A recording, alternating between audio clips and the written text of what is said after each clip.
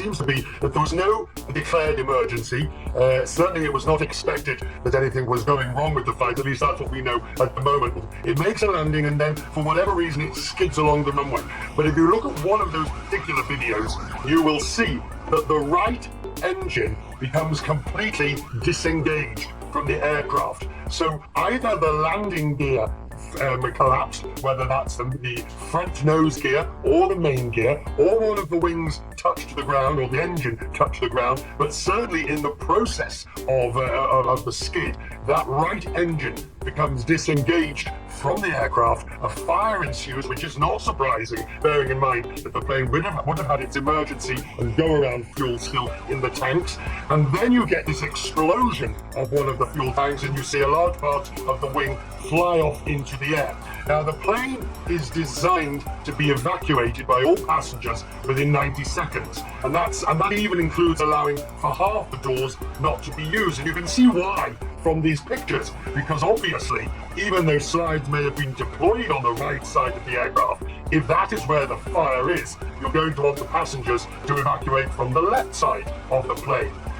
Dubai Airport, which has two very long runways, more than 13,000 feet, 4,000 meters long, and this plane was coming in on 12 left, which is they're two identically parallel runways of exactly the same length. So Christy, now you have sort of the scenario we've got, a picture perfect, if you like, rescue, evacuation, emergency services going exactly as it was supposed to. But make no bones about it, this was an extremely serious and potentially deadly incident. And we can see that just looking at the video, as you call it, a picture-perfect rescue despite that scary situation there. Hundreds of people managed to be evacuated safely. No reports of injuries. It's miraculous. And right now, we know that at the airport, all flights and departures from Dubai International have been suspended. So, Richard, what needs to happen next before flights can take off again?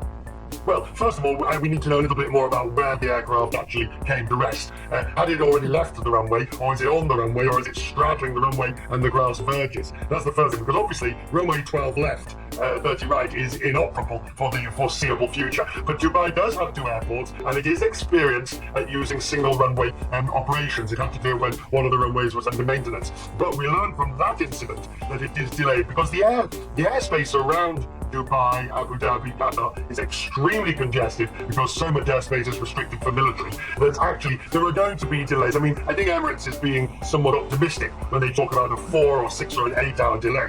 They will get operations started again, but it will take a long time to get anything back to normal, because the one thing the investigators won't do is move the damaged plane. They need to know not only and photograph and examine not only the plane in situ, but they need to look at the runway, the grooving, the friction. They need to understand what the surrounding environment was for that aircraft.